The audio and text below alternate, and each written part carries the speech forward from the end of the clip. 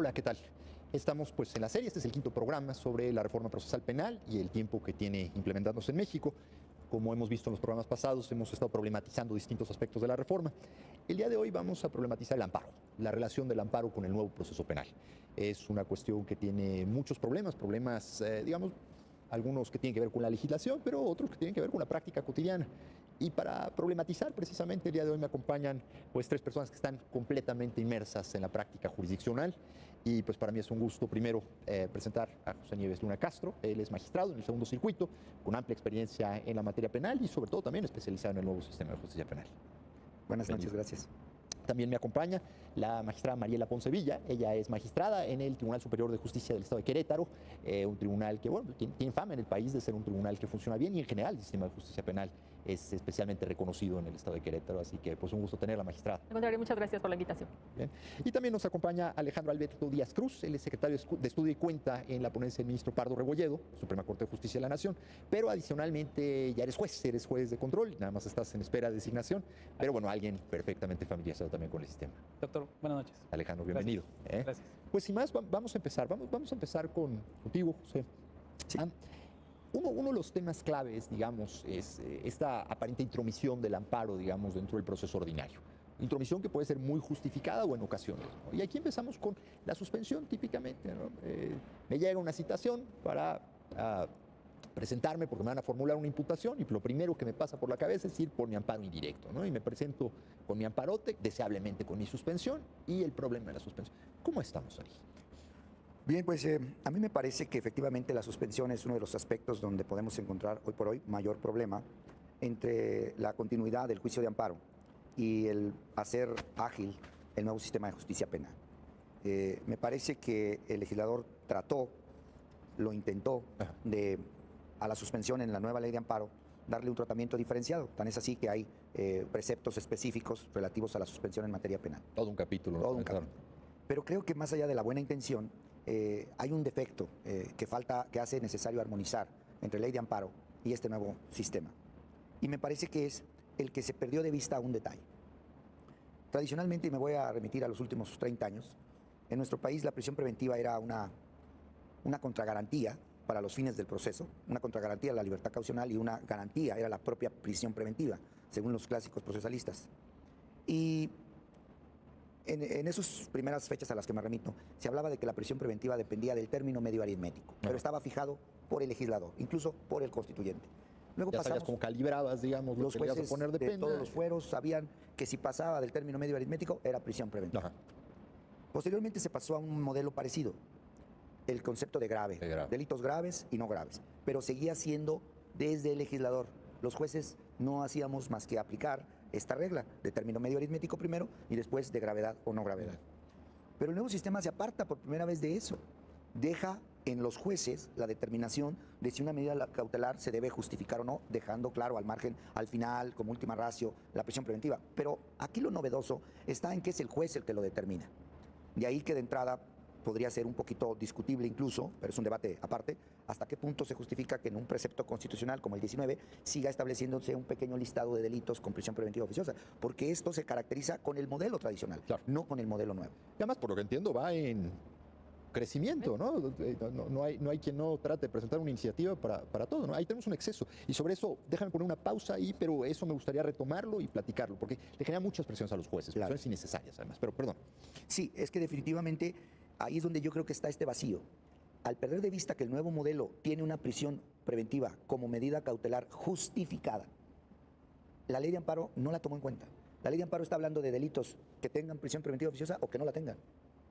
Pero no toma en cuenta que hay supuestos donde los jueces con toda facultad pueden determinar una medida de prisión preventiva como medida cautelar justificada, aun y cuando hipotéticamente el delito en un principio no tuviese una pena de ese tipo. Es decir, la prisión preventiva se torna una litis independiente de la vinculación, sí, entonces hay que acreditarla también, hay que litigarla de alguna manera. Así es. ¿No? Entonces, el juez de distrito yo creo que hoy en día está verdaderamente impedido, voy a decir imposibilitado desde el punto de vista material, para saber si cuando se le promueve un amparo y se le pide una suspensión, por ejemplo, lo que tú mencionabas, un citatorio o una orden de reaprehensión, hay razones especiales en la causa respectiva, en ese nuevo proceso conforme al nuevo modelo, que justifican esa medida. Y el juez de distrito no las conoce, porque a diferencia de lo que antes ocurría, bastaba ver si el delito tenía o no un término medio aritmético, o si era grave o no lo era. Eso se acabó. Por lo tanto, yo creo que hoy en día la suspensión debería estar condicionada a la naturaleza misma del caso particular. De esa manera se respetaría la figura del juez natural, llámese control o tribunal, y al mismo tiempo evitaríamos el abuso del amparo. Okay. Porque algo que tú comentabas un poco, el juez de distrito también está ciegas respecto de la naturaleza de la cual va a formular la suspensión, ¿no? Entonces, la hipótesis es que el nuevo sistema tendría que colocar al juez, digamos, de primera instancia, al juez de control en este caso, para quien se supone está en mejores condiciones para poder conocer específicamente de las razones de cautela. Así es. ¿No? Y que el juez de distrito respete esa naturaleza del juez. Es decir, yo te concedo una suspensión, vamos a suponer que la ley lo prevea como tal, para la continuidad del amparo, insisto, pero condicionada a la circunstancia particular que conoce el juez de control. Porque si yo me sustituyo desde el amparo a pretender determinar si va a ser o no detenido. Y además nada más depende de la narración del amparo. Claro. Bajo protesta de decir verdad, pero es la narración del amparo. Claro. Y se podría generar un estado de, no voy a decir impunidad en términos definitivos, porque bueno, estamos hablando de una citación o de una medida preliminar, pero sí, en mi opinión, y lo voy a decir con estas palabras, incluso una burla a ciertas expectativas, por ejemplo, de las víctimas, ¿no? Sí, claro. Que en virtud de una suspensión, pues la causa penal sencillamente pasan los meses y no avanza en absoluto. Claro. Un gran punto. Vamos a jugar con una variante adicional, que es el dictado de la vinculación a proceso, pero precisamente a la luz del orden constitucional. El 19 tiene delitos de prisión preventiva oficiosa y después abre la posibilidad de dictar prisión preventiva en función de lo que se debata, como nos explica el magistrado. Pero aquí el punto que me gustaría hacerte, magistrada, es el siguiente. Cuando uno dictaba auto de formal prisión, el auto de formal prisión típicamente tenía un estándar. Vamos a suponer que el estándar estaba aquí arriba. La vinculación baja. Entonces no resisto el chiste de quien decía nadie se le niega un vaso con agua y un auto de formal prisión. Bueno, ya se bajó esto, pues ahora ya no hay que pedirlo, ¿no? Ahora, el brete que yo veo es que si bajamos la vinculación y mantenemos supuestos de prisión preventiva oficiosa en términos del artículo 19 de la Constitución, la pregunta dura es, ¿tenemos que tener un escrutinio distinto para dictar una vinculación a proceso cuando sabemos que el delito es de prisión preventiva oficiosa o el escrutinio es exactamente el mismo que cuando el delito no es? La Constitución no dice nada, me queda claro, ¿no? Pero el juez que está, digamos, viendo el brete frente a ella, digamos, tiene que tener esto, ¿no? Porque esto tiene mucho que ver también con el escrutinio en amparo, ¿no? Estas tesis que dicen qué elementos sí puedes ver, qué elementos no puedes ver a la hora del dictado, ¿no? Ahí tenemos un tema técnico interesante. Pues en primer lugar decir que se dice mucho o se manifiesta mucho el tema de que la vinculación a proceso baja el estándar probatorio, comparándolo siempre con el sistema tradicional para un dictado del auto de formal prisión, desde el punto de vista que la averiguación previa lo que contenía eran pruebas, tenían ese estándar, y que ahora el juez no se entiende con esas pruebas, porque en el sistema o en el procedimiento nuevo tenemos pruebas hasta la audiencia de juicio, cuando se inmedian por el juez, queda sujeta a la contradicción de la parte, todas esas condicionantes para que exista prueba. Y entonces ahora el juez resuelve de forma razonable a partir de los datos de prueba, es decir, las referencias que le hace el fiscal, y que el juez va a confiar en esos datos de prueba ante el debate que va a plantear el defensor, si existen o no existen esos datos de prueba, o si los testigos dicen lo que efectivamente señala el fiscal, o cosas adicionales, etcétera. Creo que el decir que bajamos el estándar, pudiéramos dar a entender que es muy sencillo una vinculación a proceso, cuando personalmente no lo considero de esta manera. Si el fiscal nos dice que tengo X, Y y Z datos de prueba, el juez, como nos dice el Código Nacional en su artículo 316, razonablemente tiene que derivar si esos datos de prueba son idóneos, pertinentes para establecer la existencia de un hecho delictivo y que probablemente alguien lo cometió o participó en su comisión. Y que además la vinculación a proceso lo que nos abre es continuar con una investigación complementaria, a diferencia de una formal prisión, que ya era como incluso se le denominaba cabeza de proceso. Sí, claro. Entonces, si tiene un estándar complicado, pues imagínense ustedes, bueno, los que lo trabajamos aquí, el hecho de que solamente el fiscal me esté diciendo X testigo dice esto, el dictamen pericial arroja estas conclusiones, el informe de la policía arroja aquello, defensor, ¿usted qué tiene que decir? Entonces, es una parte fundamental y muy delicada para el juez de control el tomar su decisión acerca de si esos datos de prueba son idóneos, razonables, suficientes o no. Y tenemos, aunque bajo estándar, pero sí tenemos decisiones de los jueces de no vinculación a proceso, porque no reúnen ni siquiera ese estándar o esa razonabilidad. No pasan la prueba de la risa. Exactamente. Entonces, ahora, en relación con el delito, si es de prisión preventiva oficiosa o justificada, creo que el juez lo que hace en su vinculación a proceso es determinar si razonablemente puede concluir que existe ese hecho delictivo y la probable comisión o participación de la persona que se le está atribuyendo. Y lo hacemos desde el análisis del tipo penal, aunque no le denominemos de esa forma, pero nosotros sabemos que al menos debemos de tener todos los elementos para derivar los normativos, los objetivos y los subjetivos de un tipo penal. Reitero, aunque no le denominemos así, sino hecho delictivo. Y creo que, como lo decía hace un rato, ya para la cautelar se abre un debate nuevo que tiene que ver con eso. ¿Por qué delito vinculó el juez? y si tiene que ver con riesgos procesales a partir de la naturaleza del delito, como lo marca la segunda parte del segundo párrafo del 19 constitucional, o si no es de ese catálogo de delitos, pero hay riesgos procesales por la persona, por el imputado. Y ahí creo que sí es donde sube mucho el escrutinio del juez, incluso pues del debate que se abre entre las partes para el fiscal para solicitar, el defensor para oponerse, una cautelar justificada por riesgo de fuga, por protección de víctima, testigos, comunidad, o el riesgo de que se vaya a alterar la investigación. Y el problema de allegarse a información sobre el detenido, ¿no? El problema de las famosas UMECAS, ¿no? Las unidades de las medidas cautelares que le llaman. Evaluaciones de riesgo. Y que puedan dar pueden llevar las partes, exactamente. Pues sobre todo más objetiva. Creo que el código tiene muchos aspectos en los artículos en donde se refieren a la prisión preventiva justificada, que es el 176, 177, 178, 179, en relación, no, perdón, estoy confundiendo, 167, 68 y 69, en donde nos dice, bueno, para tomar en cuenta el riesgo de fuga, ve estos aspectos, y son varias fracciones. Para decir que hay riesgo en la investigación, debes de tomar en cuenta estos aspectos. Para que yo no sea nada más, pues hay riesgo de fuga porque no es de aquí. No, pues sí se nos va a fugar. No, claro que no. Incluso es muy exigente el código, porque en algunos aspectos nos dice o sea, por ejemplo, que falsee el domicilio y el comportamiento que tenga posterior al hecho. Entonces deben de darse dos condicionantes, no solamente una. Pero ahora, yo no necesito un doctorado en física cuántica para poder argumentar una prisión preventiva. Con un poquito de información se puede hacer. A lo que me refiero es que estas presiones por reformar el artículo 19 de la Constitución y ampliar el catálogo y otra vez llegar un poco a lo que comentabas de delitos graves, casi que se vuelven no la excepción sino la regla, pues pareciera que es imposible obtener una prisión preventiva. Sí, o sea, si estamos atentos al debate legislativo, en México no se conceden prisiones preventivas por argumentación, ¿no? ¿Y cuál sería más o menos la realidad? ¿Cómo andan? No, yo creo, nosotros lo que tenemos en nuestros porcentajes, estamos casi 50 y 50. Estamos en un 48 aproximadamente % de prisión preventiva oficiosa y el resto 50-52 en prisión preventiva por necesidad de cautela. Pero también debemos de tomar en cuenta, cuando revisamos todas nuestras estadísticas y nuestros indicadores, los tipos de casos, los tipos de delitos que nos están llevando los fiscales.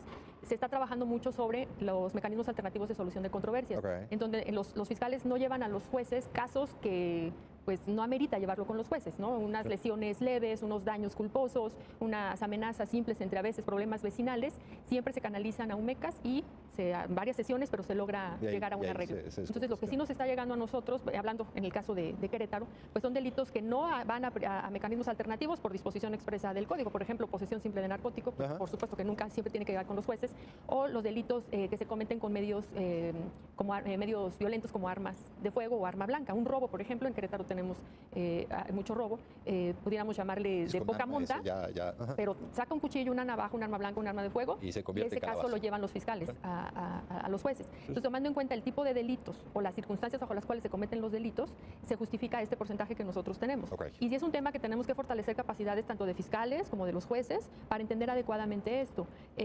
Hablando incluso del tema que nos convoca hoy del amparo, nosotros tenemos algunas decisiones o algunos amparos en donde el fiscal, por poner un ejemplo, nos pide la prisión preventiva justificada por riesgo de fuga. Y cuando se concede el amparo nos dice es que el juez no estudió los riesgos de alterar la investigación, por ejemplo. No, es que en el debate entre las partes no se fueron a ese supuesto, sino al del riesgo de fuga. Entonces creo que a veces también no tenemos claros los tres supuestos que nos maneja la Constitución, en relación con cada uno de los referentes de los artículos que tenemos en el Código Nacional y no estarlos combinando.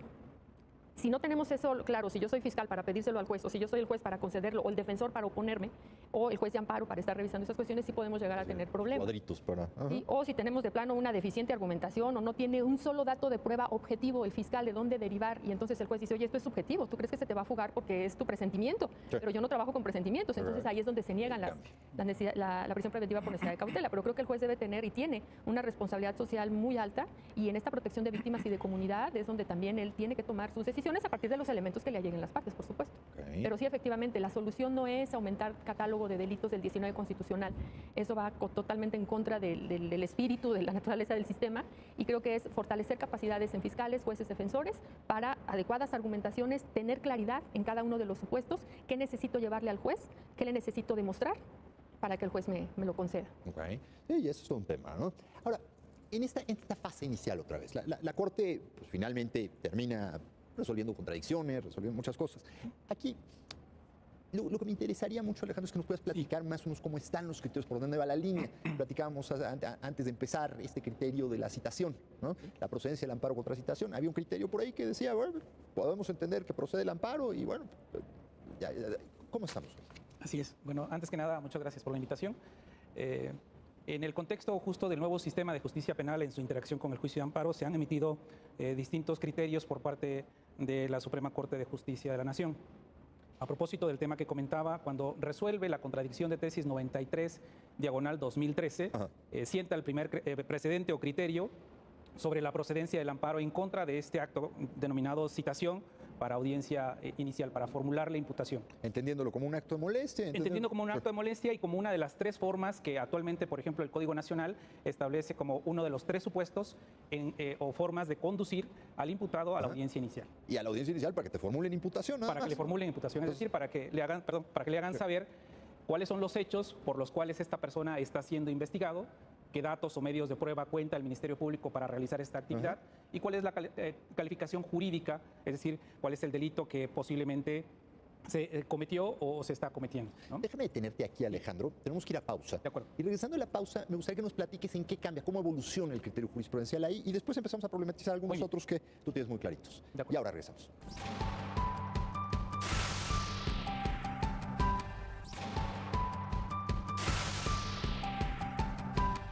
Pues regresamos, estamos platicando sobre el amparo y el nuevo proceso penal. Y Alejandro, nos estás platicando un poco de la evolución jurisprudencial. Y empezamos con la citación. Digamos. La citación. Bien, el primer criterio que emite la Suprema Corte, en donde se posiciona acerca de la procedencia del amparo en contra de este acto, llega a la conclusión de que el amparo es procedente.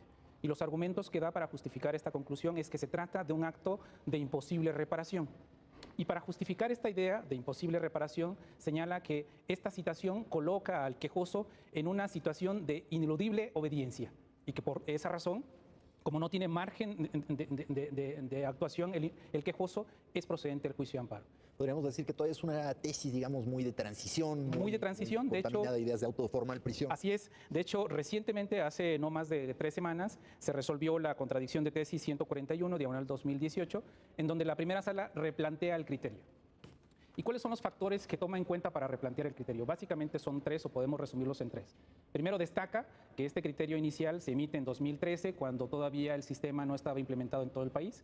Recordemos que a nivel constitucional se estableció la pauta que podría ser de manera gradual. Exacto, y que empezó el plazo en 2008 y terminó en 2016, junio del 2016. En segundo lugar, destaca que a 5 años de haberse emitido ese primer criterio y a 2 años de que ya el sistema está implementado en todo el territorio nacional, se había generado información suficiente que permite, de alguna manera, evaluar la forma en que interactúa el nuevo sistema de justicia penal con el juicio de amparo. Y que en esa medida, como tercer factor, las decisiones o los criterios debían estar guiados por una máxima, de que el amparo no fuera un incentivo para interrumpir o para dilatar el trámite. Chicanear, exacto, ¿no? Para tramitar y cobrar por un amparo adicional que nada más va a chicanear, exacto, pero el amparo lo vas a... Entonces, a partir de estos 3 factores, esencialmente, la primera sala replantea su criterio y considera que este llamamiento al imputado a la audiencia inicial, a través de la citación, es un acto en el que no procede el juicio de amparo, porque se trata de una decisión judicial que solo lo cita para poder enterarlo de lo que está sucediendo en la investigación correspondiente. Y que por esa razón, al tratarse de un acto emitido, incluso lo señalan de esa manera, fuera de audiencia, y que no afecta, este es el punto clave, que esa simple citación no afecta de manera directa y de inmediato la libertad del quejoso. Por esa razón, la Corte replantea su criterio y dice, a partir de este momento, el juicio de amparo no procede contra la citación. Y aquí sí ya se introduce la lógica del nuevo proceso penal, esta que estamos discutiendo hace un minuto, que la litis está completamente separada del fondo respecto de, en su caso, la medida cautelar, ¿no? Entonces, eso es, a menos que caigas otra vez, insisto, en los de prisión preventiva oficiosa. Por ahí me comentabas de otra tesis que me llamó mucho la atención, que es esta que te separa la litis también, el control de la detención a la vinculación. En los juicios de amparo se empezó a generar una tendencia en donde el acto reclamado en el amparo indirecto era el auto de vinculación a proceso.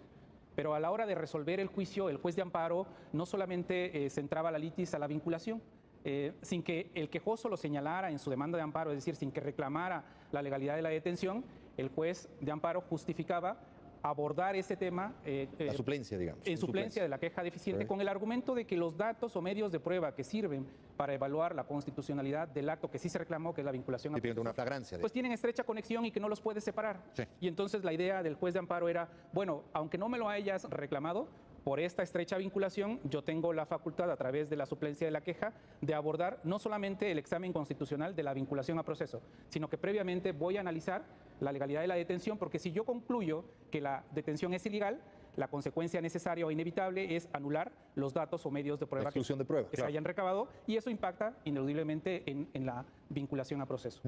Surgió, este criterio fue, digamos, sustentado por un tribunal colegiado, y después, en otro asunto, otro tribunal colegiado dijo, no, a ver, momento, el juicio de amparo, la litis, uno de los factores que centra la litis y el juicio de amparo es la pretensión del quejoso. Si el quejoso no te reclama la legalidad de la detención, tú no puedes someter a escrutinio constitucional un acto que no ha sido reclamado. Y por lo tanto tienes que ceñirte a lo que estrictamente el quejoso te pidió.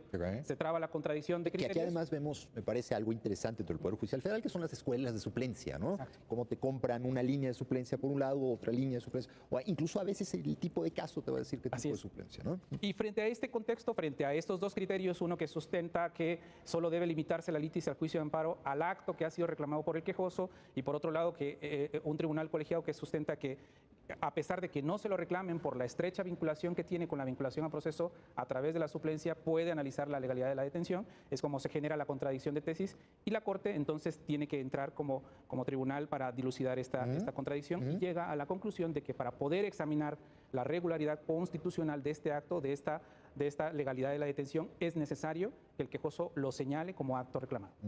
Ok, y entonces, bueno, ahí el brete, digamos, de la exclusión, pero fíjate, ahí viene una simpática. Sí. Tú puedes decir que, ok, no lo voy a pelear en vinculación. ¿Puedes retomar la litis en la intermedia? Porque el código por ahí y la Constitución dice que cualquier violación a derechos fundamentales tú la puedes reclamar en cualquier momento, ¿no? Igual en el debate de vinculación tú te vas a pelear por la libertad inmediata de tu cliente, si traes prisión preventiva oficiosa, por ejemplo, pero tal vez le mides, esta no la voy a liberar aquí, pero tal vez tengo unas bajo la manga de exclusión de prueba, tal vez en un momento oportuno y distinto. Pero Marca, sí. Es interesante el planteamiento, no se ha presentado un caso en este escenario que acaba de describir en la Corte, es interesante, pero el problema es que si en la etapa intermedia la causa o el vicio de ilicitud en la prueba tiene que ver con un tema de legalidad de la detención, que no fue cuestionada oportunamente, pues va a surgir seguramente el debate. Claro, pero traes el duelo de convalidación, ¿no? Que aparentemente el código no... Fue una discusión dura del código, ¿no? ¿Sí? ¿Quieres hacer un comentario? No, aquí se trata de... Estoy totalmente de acuerdo. Creo que la Corte hace un excelente esfuerzo, y que al final de cuentas, en un país como el nuestro, con esta estructura judicial que tenemos y la presencia del amparo con criterios obligatorios, eso hace, y le hemos denominado al amparo como el decantador, el catalizador del sistema, porque a través de esos criterios de amparo es que el sistema se está modulando, se está adecuando. Ejemplo, el tema del procedimiento abreviado. Ejemplo, este tema que se acaba de mencionar también, de cómo en un principio se estimaba, voy a decirlo un tanto de manera indiscriminada, que procediera el amparo en contra de cualquier citación.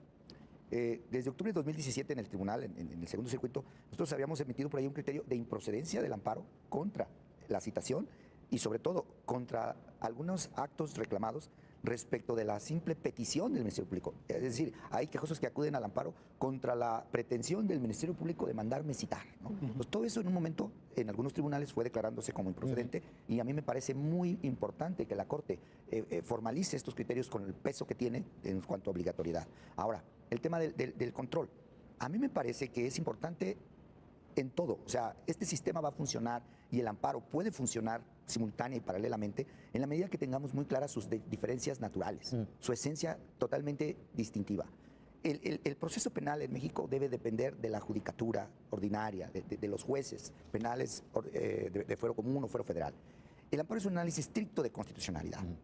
Entonces, el tema del control que destacaba el señor juez, a mí me parece muy correcto que si no forma parte de los actos reclamados, porque esto es la esencia del amparo. La esencia del amparo es determinar cuál es el acto que se reclama. Si en un amparo no se reclama un acto, ni antes, ni ahora, ni en ningún sistema ha habido facultad de traer de manera oficiosa actos que no. O sea, la suplencia no tiene ni ahora ni nunca ha tenido el alcance de traer actos que no fueron materia de la reclamación. Pero entonces ya tenemos una lectura más de litis cerrada dentro del amparo. En ese el amparo sí tiene que mantenerse así para poder evitar este tipo de injerencias. Ahora, el otro tema.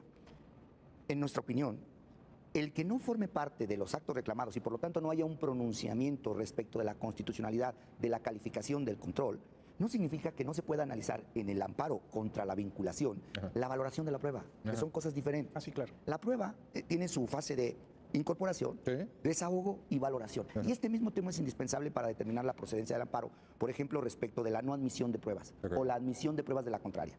¿En qué me afecta de manera sustantiva, para efectos de la procedencia del amparo, que en este momento le acepten una prueba a mi contra? Es su incorporación.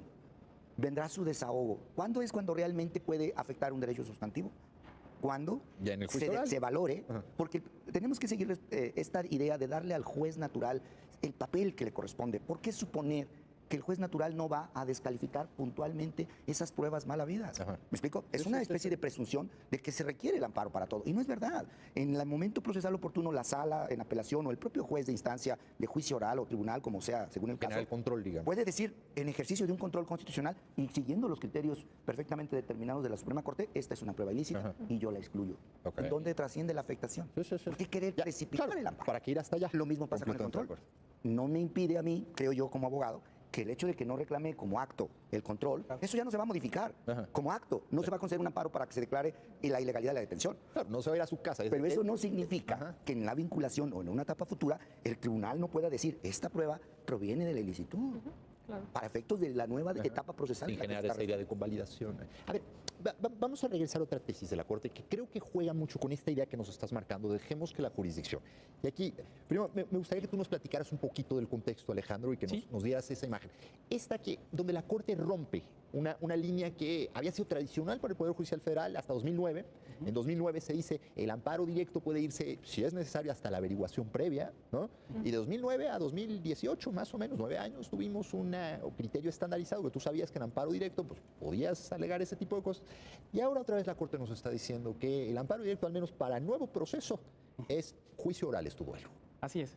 Bueno, al resolver el amparo directo en revisión 669, diagonal 2015, esto en sesión de 23 de agosto del 2017, el año pasado, la primera sala tiene que pronunciarse sobre si son analizables las violaciones procesales que ocurren en etapas previas al juicio, si estas pueden ser analizables o revisables a través del juicio de amparo directo.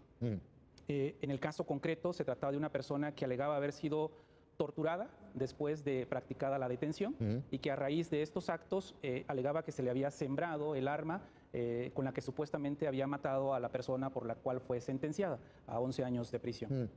Entonces la discusión era si podía analizarse esta violación de derechos fundamentales consistente en un alegato de tortura ocurrida en la etapa de investigación. Fue un asunto muy peculiar, muy debatido por los señores ministros. Podría incluso... Y tortura se debatió mucho en general, digamos. En su los momento, últimos tortura años se debatió fue muchísimo. tema muy candente. Y era justo tortura en el nuevo sistema de justicia penal. Cómo deberían reaccionar los jueces, cómo deberían reaccionar los tribunales colegiados frente a un alegato de esta naturaleza. Tan complejo fue el asunto y la forma de encontrarle solución que te podría comentar, por ejemplo, que el asunto quedó en lista en 9 ocasiones. Eso quiere decir que hubo 9 ocasiones en que se discutió el proyecto y se debatieron las posibles salidas. Recuerdo que en la sesión, en la séptima sesión, uno de los ministros sugirió formar una comisión de secretarios para que se evaluaran las distintas opciones de solución que podrían encontrarse, que se analizaran cuáles eran los pros y los contras de cada una de estas propuestas de solución, y se encontró algo bien interesante. Primero, analizamos la Constitución en sus lineamientos que establecen el artículo 107, fracción tercera, inciso A, que el juicio de amparo procede básicamente contra sentencias definitivas que pongan fin al juicio, y ya sea que la violación se cometa en la propia resolución o dice el texto constitucional durante el procedimiento y que trascienda al sentido del fallo. Bien, el primer lineamiento. Pero también encontramos en el 20 constitucional una exigencia puntual que nos marca la idea de que el juez de juicio oral no debía conocer etapas anteriores a la audiencia de juicio. Esto implicaba entonces evaluar si el texto constitucional nos pide que el juez que vaya a conocer de la fase de juicio... Esta famosa, déjame interrumpirte a ti para dar el contexto. Es esta idea de que el juez oral no tiene la menor idea de qué pasó durante la etapa de instrucción propiamente dicha, ¿no? Ellos van en cero y eso garantiza esta imparcialidad. Digamos, ¿no? Exacto. Entonces, si ese es el propósito de garantizar imparcialidad, ¿por qué después se le va a reprochar al juez de no haber conocido lo que sucedió en etapas anteriores? Porque finalmente le estás tumbando la sentencia al juez en eso. Y le estás diciendo, oye, debiste haberte dado cuenta que en la fase de investigación ocurrió esto. Y el juez de juicio oral podría decir, oigan, pero es que a mí la Constitución me ordena que yo no tengo que conocer absolutamente nada de las etapas previas al juicio. Segundo lineamiento, que el texto legal... Sí. Pero entonces, digamos, bajo esa lógica, aquí enlazamos con algo que decía el magistrado Luna Castro. Entonces, el momento procesal oportuno para plantear tu duelo o el último momento respecto de este tipo de problemas es la intermedia, ¿no? Dejas correr la intermedia y pareciera entonces que ya traes un brete. Exacto. ¿No? Hay preguntas interesantes, digamos, pero pueden ser también preguntas muy relacionadas con la pericia de los abogados, ¿no? Así es. Sí. Y el segundo lineamiento constitucional que se analizó fue justamente, a propósito, los alcances del principio de continuidad. Es decir, que cada una de las etapas en que se divide el proceso penal tiene su finalidad, tiene sus objetivos y que cada una debe cumplir los objetivos para los cuales fueron trazados. Básicamente en la intermedia, justo analizar si hay algún vicio de ilicitud en la prueba que amerite su exclusión. Bueno, las partes tienen que agotar en su momento oportuno ese tipo de alegatos. De manera que si no lo hacen, dijo la Corte, a raíz o por alcances de este principio de continuidad, pues entonces pierden la oportunidad de haber planteado o de haber formulado este tipo de circunstancias. ¿Y esta preclusión, digamos, puede operar incluso en el silencio en el debate oral? ¿O la Corte entendería que una vez que empiece el juicio oral ya no podrías debatir este tipo de problemas en cuanto a la calidad? ¿Saben en cuál estoy pensando? Sí. Estoy pensando en el Rubí, en el asunto de Sergio Barraza, que implícitamente es audiencia de juicio oral donde se produce la exclusión, ¿no? De acuerdo. Incluso en este precedente la Corte hace un señalamiento muy puntual. Déjame interrumpirte otra vez, Alejandro, se nos fue rapidísimo el segmento y a usted, magistrada, también le quería preguntar un poco sobre la manera en la que se evalúa esto a segunda instancia. Vamos a hacer una cosa, vamos a una pausa.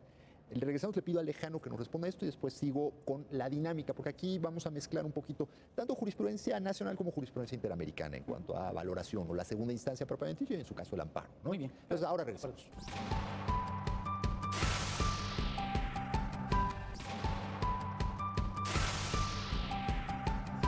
Bueno, Alejandro, nos estás platicando de este criterio y mientras yo te escuchaba también leo muchas fundamentaciones jurídicas, ahora nos las vas a hacer, pero también leo que estamos en un escenario muy difícil de control y el control judicial aquí se torna muy importante. Pero adelante, platícanos un poco cómo se construyó esta. Bien, continúo. El segundo lineamiento que, digamos, se tomó en cuenta fue justamente los alcances del principio de continuidad y se dijo, bueno, que una vez que se agota la etapa correspondiente, pues ya no es posible reabrir esa etapa para poder reexaminar lo que en su momento se pudo haber discutido por las partes. Esto fue, digamos, el alcance que se le dio al principio de continuidad. Y el segundo, digamos, factor, o el tercer factor que se tomó en cuenta fue la disposición expresa de la ley de amparo que establece que el acto reclamado debe analizarse tal cual lo haya emitido la autoridad responsable. Frente a este contexto, el artículo 173, si no mal recuerdo, de la ley de amparo, que establece un catálogo de lo que se denominan como violaciones procesales ocurridas en materia penal. Sí. El número de causos, que además casi no se aplica, ¿no? Sí. Y cuando uno revisa el texto literal de la ley de amparo, nos damos cuenta se da cuenta la primera sala que no hay disposición expresa que limite el estudio de violaciones procesales a una etapa correspondiente. Es decir, no la ciñe solo a la etapa de juicio oral, ni tampoco dice, también abarcará la etapa de investigación o la etapa intermedia. No dice absolutamente nada. Además de que hubo alguna época en que la hacían, pero tú puedes presentar tu amparo directo y no relacionarlo con ese artículo y de todas maneras va a volar. Exacto. O sea, no tienes que hacer el argumento TAS, ¿no? Es menos técnico, Así digamos, si lo vamos a leer como casación, entonces pero bueno. Así es. Entonces, frente a esta disposición del 173, apartado B, donde hace el legislador el catálogo de las violaciones procesales, la Corte entendió que esa disposición normativa podía interpretarse de dos maneras diferentes. La primera, de manera literal, en el sentido de que el juicio de amparo, el amparo directo, no debería limitarse en las violaciones procesales a una etapa correspondiente o a la etapa de juicio oral, simple y sencillamente porque el texto de la ley no daba margen para eso. O bien, ensayar una interpretación distinta que nos llevara a la conclusión de que solo pueden ser analizables o impugnables vía amparo directo las violaciones ocurridas en la fase de juicio oral, ¿sí? Porque de esta manera se logra la interacción justo del nuevo sistema con el juicio de amparo, pero una interacción, además, una interacción sana. ¿Sí? Entonces, al final, la Corte entendió que debía transitar con el afán de, digamos, respetar cuáles son los lineamientos que definen el funcionamiento, la estructura del nuevo sistema, tenía que moverse hacia una interpretación que le permitiera llegar a la conclusión de que solo pueden ser reclamables como violaciones procesales aquellas que ocurran en la fase de juicio En el oral. juicio oral. Porque de esa Problema manera, contra interrogatorio, así ese es, tipo de- porque de esa manera se incentiva la observancia o los alcances del principio de continuidad, porque de esa manera garantizamos que o respetamos la disposición constitucional que impide que el juez de juicio oral conozca de lo que sucede en etapas anteriores, porque de esa manera logramos respetar y observar también la disposición de la ley de amparo que establece la exigencia que el acto reclamado debe ser analizado tal cual lo emitió la autoridad responsable. Que ese es un argumento muy, muy fino. Yo nada más diría, digamos, para dejar el punto aquí, pero yo diría esto. En 2009 se creó esa tesis de abrir el amparo directo a la averiguación previa por básicamente lo grosero de los abusos que ocurrían en averiguaciones previas. Y en términos generales yo sigo viendo que hay pues, violaciones muy generalizadas. Entonces ese sería un tema donde tal vez habría que preguntarle en algún momento a la Corte. ¿Quieres hacer un comentario? Me Después gustaría pasamos con... abonar aquí un poquito, doctor, con lo que acaba de decir el señor juez. Estoy totalmente de acuerdo. Creo que la Corte está avanzando y que es muy importante para nosotros esos criterios que vienen a apoyarnos, tanto en la función del amparo como en términos generales a quienes tienen la responsabilidad de llevar un proceso penal. Pero me parece que este planteamiento que haces lleva implícita la respuesta, y lo voy a decir de esta manera. Esos criterios de la Corte que abarcaban el control de posibles violaciones hasta en etapas muy previas, vamos a decir, de mucha premura antes de lo que es el juicio, correspondían a un sistema diferente, a ese abuso del que tú te refieres. En el sistema actual, el juicio es la etapa de la concentración de una de las fases más importantes de la prueba. Donde presumiblemente ya se depuró. La valoración. Sí, ¿no? Entonces, también yo quisiera agregar simplemente algo.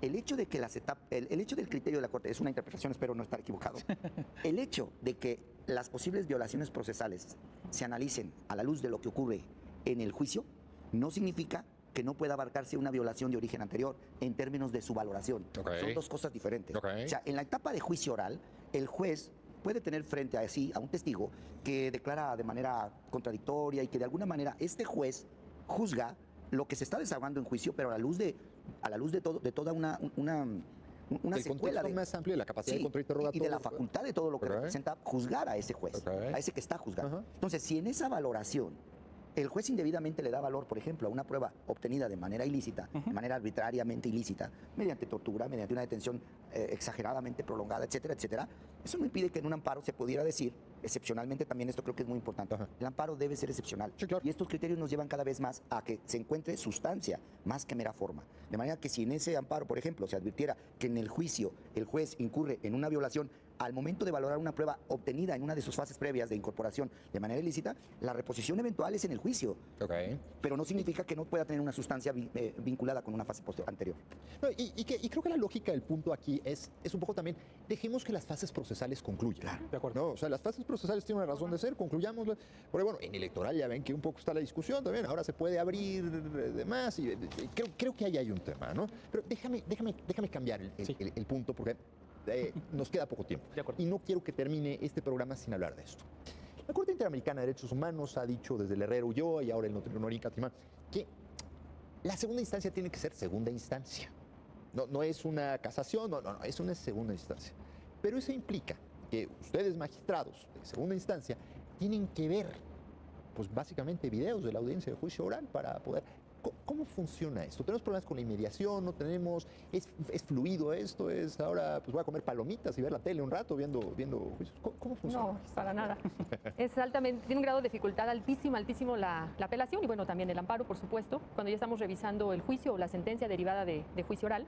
Y desde mi punto de vista no rompemos con el tema de la inmediación. La inmediación es del juez de instancia, en donde él está recibiendo directamente el dicho de los testigos que le están recreando el hecho, de los peritos en relación con sus dictaminaciones, de los policías que realizaron sus investigaciones, escuchando cómo actúa un testigo, cómo responde ante un interrogatorio, un contrainterrogatorio. Eso es una parte muy esencial y que debemos de respetar del juez de instancia, del juez natural. Cuando el caso ya viene en una apelación a una segunda instancia o en su caso en un amparo, nosotros como Tribunal de Alzada no revisamos o no es necesario ese contacto directo porque nosotros revisamos la decisión del juez y en contraposición a lo que nos están haciendo valer en un escrito de agravios. Y la manera de corroborar quién tiene la razón, el apelante o el juez en su resolución, es verificando a través de la videograbación, que es un medio muy auténtico de visualizar cómo se dio el interrogatorio, cómo controló y condujo la audiencia el juez, los temas que siempre se generan en las objeciones, que si permitió o no permitió una pregunta prohibida, todo eso lo tenemos que verificar. Nosotros ya solo revisamos o verificamos y el medio adecuado es revisando la audiencia o la videograbación de la audiencia de juicio, lo mismo que ocurre con el amparo. ¿Y enmendar la plana en valoración? ¿Perdón? Enmendar la plana en valoración. No, el Código Nacional nos dice o nos da esa limitante. La sentencia es recurrible en todo aquello que no tenga que ver con la valoración. O sea, tú, tribunal de segunda instancia, no debes valorar lo que no inmediaste. Eso lo tenemos que respetar y es pero correcto. ahí sí me ocurre, magistrado, y perdone la interrupción, el control de convencionalidad dice, Sí, claro. bueno, el Norin Catrimán dice que pues, se puede enmendar la plana en valoración, ¿no? O sea, es jugar. Quizá el duelo es que no terminamos de calibrar. Exacto. El efecto. No, el tema es muy delicado porque incluso nosotros lo estamos sufriendo y padeciendo mucho todos los días en nuestras resoluciones porque nos sentimos como atados de manos. Al final todo es tema de valoración.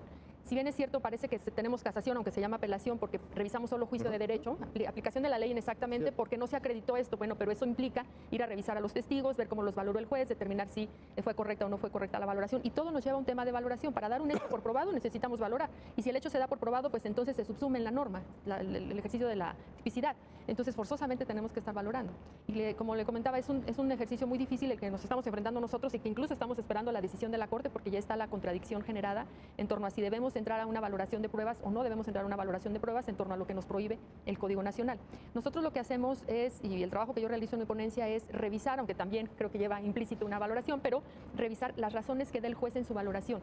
Si cumple los estándares del artículo 359 y el 402 del Código Nacional de Procedimientos Penales, si me da razones, motivos suficientes, si está respetando los principios de la lógica, si no me dice sí creo en el testigo y luego no creo en el testigo, pues estás violentando un principio de la lógica. Y si bien es cierto, tú juez eres libre de apreciar la prueba, lo tienes que hacer de una manera lógica, o sea, respetando la no contradicción o no incurrir en contradicciones, etcétera.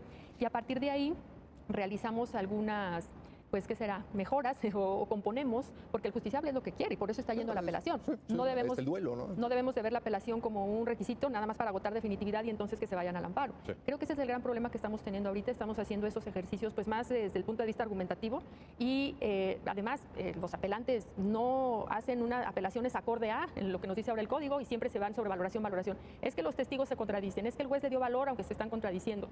Y entonces íbamos contestando eso, pero no, cuidamos mucho en la línea argumentativa no meternos a valorar, sino mira, el juez sí te dio razones y dice que esas contradicciones sí las resolvió, pero no son sustanciales, son accidentales. Entonces fue correcto su proceder y se apegó a los artículos tales del código. Entonces, de esa manera, y sí, también hemos tenido algunos casos en donde estamos reponiendo o mejorando o componiendo en la sentencia. Muy difícil, porque bueno, nos enfrentamos también al amparo y vamos a ver cómo de estos nuevos casos que tenemos y que ya están en amparo, cómo se nos resuelven y esperando también esa contradicción. Y no sé si me permite un poquitito nada más en relación con lo que comentaba el señor juez, el señor magistrado, muy interesante esto de no regresarnos a las etapas previas y la precisión que hacía el magistrado Nieves también me parece muy oportuna, porque es en el juicio en donde sale todo, si se me permite la expresión.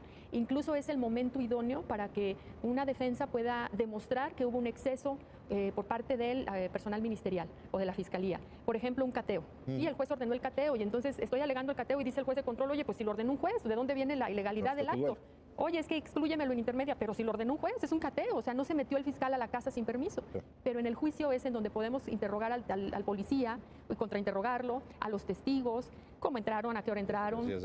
Y entonces, como el defensor tiene su carpeta, es el momento. Entonces, sí, efectivamente, ya no revisamos el control de la legalidad de la detención o si se llevó a cabo el acto de investigación o no en términos de ley y de constitucionalidad, sino a partir de lo que me aportan estos testigos, estas pruebas, tengo que excluir porque veo que hubo un exceso. Entonces, eso no está vedado y eso es muy bueno. Déjame interrumpirla aquí. Sí. A ver, ya se nos terminó el tiempo, pero para despedirnos, me gustaría que me contestaran casi en telégrafo, ¿sí?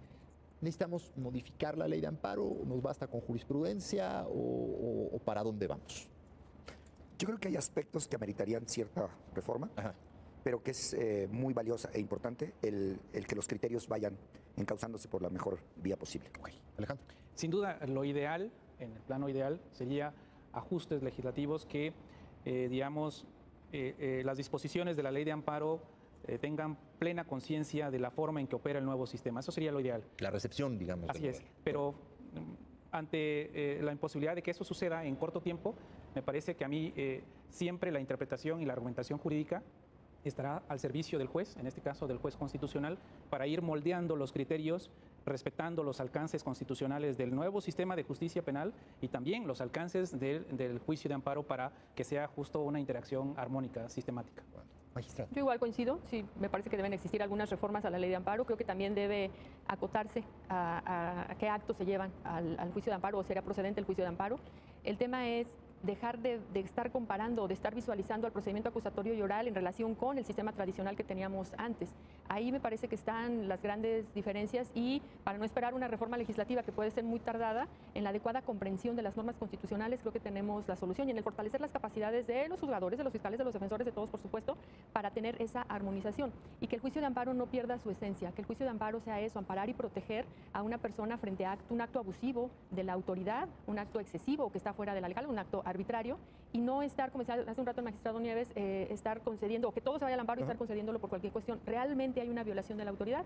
Y otro tema, siempre se dice que los jueces son muy garantistas. No, el garantismo está en la norma constitucional. El garantismo viene desde ahí. Entonces, si hoy tenemos un sistema, una normativa constitucional muy exigente, muy fuerte, que sanciona drásticamente los actos de los fiscales, de los policías, que no se ajustan a la normatividad, y para eso están los jueces, que incluso hoy se llaman de control, tenemos que analizar todo eso, visualizarlo de una forma distinta y ver entonces qué es lo que tiene que pasar al amparo y cómo el amparo también, pues, que sea compatible con este nuevo sistema de justicia penal para fortalecerlo, sobre todo.